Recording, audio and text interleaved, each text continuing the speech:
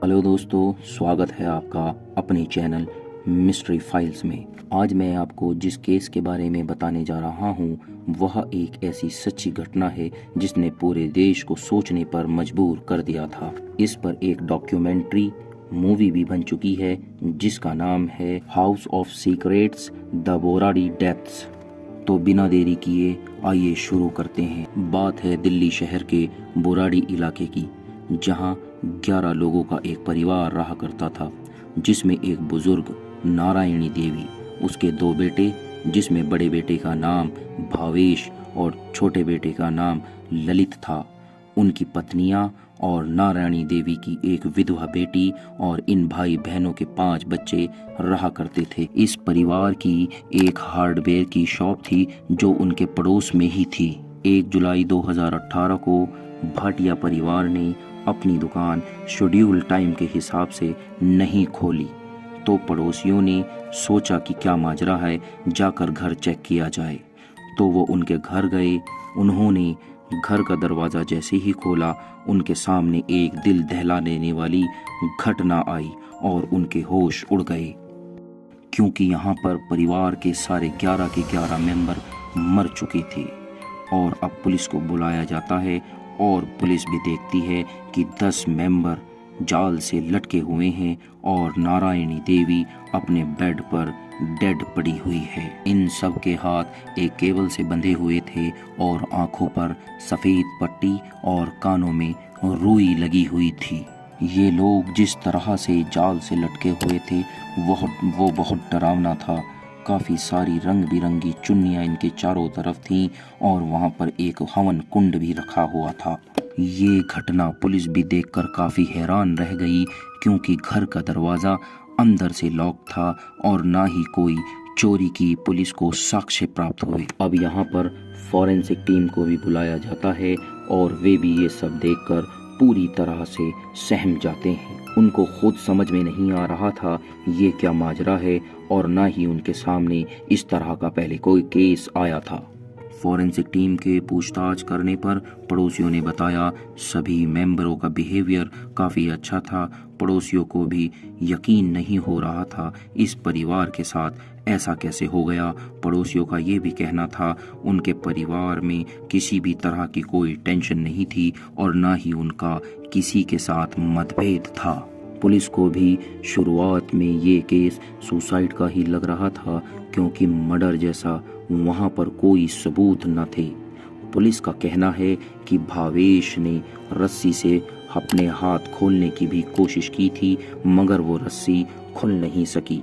Police ने इन सभी 11 सदस्यों के मृत शरीरों को पोस्टमार्टम के लिए भेज दिया और अब पुलिस उस घर की जांच पड़ताल करने में जुट गई।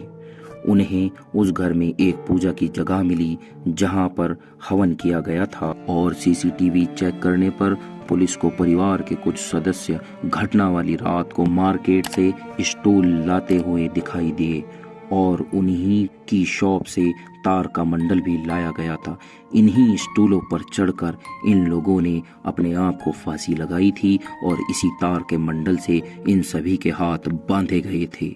अब पुलिस हैरान रह गई कि ये लोग अपने आप को क्यों बांध रहे हैं और क्यों फांसी लगा रहे हैं। इन सामानों को लाते देख पुलिस भी हैरान रह गई कि इन लोगों ने अपने आप को फांसी क्यों लगाई होगी। अब यह केस मीडिया में काफ़ी ज़्यादा चर्चित हो चुका था और पुलिस पर इसको सॉल्व करने का प्रेशर भी बढ़ रहा था, इसीलिए इस केस को पुलिस से लेकर क्राइम ब्रांच को दे दिया गया। अब यहाँ पर सीबीआई जांच पड़ताल करना शुरू करती है। सीबीआई को पूजा वाली जगह पर एक डायरी मिलती है जिसमें कुछ बातें लिखी हुई थी। सीबीआई द्वारा इस डायरी की जांच करने पर पता चलता है कि यह डायरी लगभग 11 सालों से लिखी जा रही थी और इस डायरी के आखिरी पेज पर किसी हवन या पूजा का जिक्र था, जिसमें उन सभी लोगों को एक बरगद के पेड़ की ब्रांचेस की तरह खुद को लटकाना था। और डायरी में ये सभी बातें भी लिखी हुई थी कि किस तरह उन लोगों के हाथ बांधे जाने चाहिए, आंखों पर किस तरह पट्टी बांधी जाए। मतलब डायरी में वो सब बातें लिखी गई थी जो क्राइम साइट पर सीबीआई को मिली। डायरी में भी लिखा था कि ये सब बातें कोई थर्ड पर्सन लिखता है और ये सभी परिवार के लोग उन बातों पर विश्वास करके उन पर अमल किया करते थे। ललित, जो घर में सबसे छोटा बेटा था, वह अपने पिता का बहुत लाडला था और उसके पिता की मृत्यु होने के बाद ललित का अटैचमेंट और ज़्यादा अपने फादर से बढ़ जाता है। और कुछ समय बाद पता चलता है कि ललित के फादर ललित के सपनों में आते हैं और उससे बात करते हैं। और डायरी में ये भी लिखा था कि कुछ टाइम बाद ललित के ऊपर उसके फादर की आत्मा आने लगी है और वो पोजीशन में कुछ कुछ बोलता है और बड़बड़ाता है। पुलिस ने पूछताछ की तो उन्हें पता चलता है, ललित के दोस्त बताते हैं कि ललित का बचपन में एक्सीडेंट हुआ था और उसके सिर पर चोट भी लगी थी और इसके बाद एक बार उसका झगड़ा जहां वो काम करता था उसके मालिक से हुआ था। उसके मालिक ने उसे एक कमरे में बंद कर दिया और कमरे को आग लगा दी थी। आग लगने के कारण उसके लंग्स में धुआं भर गया, जिस कारण वो 3.5 साल बोल नहीं सका। एक दिन ललित ने अपने परिवार वालों को लिखकर बताया कि मेरे सपने में पापा आए हैं और उन्होंने कहा है कि चालीसा पढ़ो तो तुम्हारी आवाज़ वापस आ जाएगी, और उन्होंने ऐसा ही किया और इसके बाद 1 साल बाद ललित की आवाज़ भी वापस आ गई। घटना वाली रात से 14 दिन पहले भावेश की बेटी की सगाई हुई थी, जिस कारण ललित को लगने लगा था कि परिवार का एक सदस्य बाहर जा रहा है, जिससे घर के राज बाहर चले जाएंगे। अब ललित के दिमाग ने उसे लास्ट रिचुअल की ओर लीड किया। यहाँ पर परिवार के सभी सदस्यों को लगता था कि ललित के पिता की आत्मा ललित में आती है। अब यहाँ पर वो सारी घटना घटित होती है जो हम आपको शुरू में ही बताते हैं कि परिवार वालों ने किस तरह अपनी जान ली। यहाँ पर मैं आपको बता दूं, ललित ऐसा बिहेवियर क्यों कर रहा था।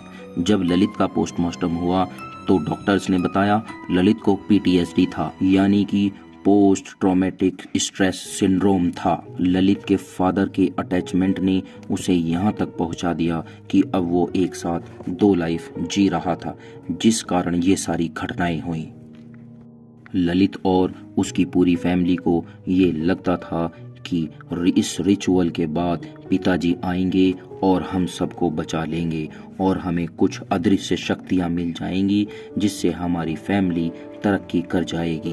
पर ऐसा तो ललित अपनी एक बीमारी के कारण कर रहा था, जिससे उसके परिवार वाले अनभिज्ञ थे। पर जैसा उसके परिवार वाले सोच रहे थे, ऐसा कुछ भी नहीं हुआ। हमें उस डायरी के द्वारा ये तो पता चल गया कि उन 11 लोगों ने अपने आप को फांसी लगाई, मगर आज तक ये केस पूरी तरह से सॉल्व नहीं हो सका, क्योंकि उस दृश्य का कोई भी चश्मदीद गवाह या साक्ष्य नहीं मिल सका। इसलिए हम ये कह सकते हैं कि ये ना तो सुसाइड था और ना ही ये मर्डर। हम इसे एक एक्सीडेंट मान सकते हैं, क्योंकि ये ललित की दिमागी हालत की वजह से हुआ था। तो दोस्तों, आज के लिए इतना ही। अगर आपको इस तरह की और वीडियो के बारे में जानना है तो प्लीज़ हमारा चैनल सब्सक्राइब कीजिए।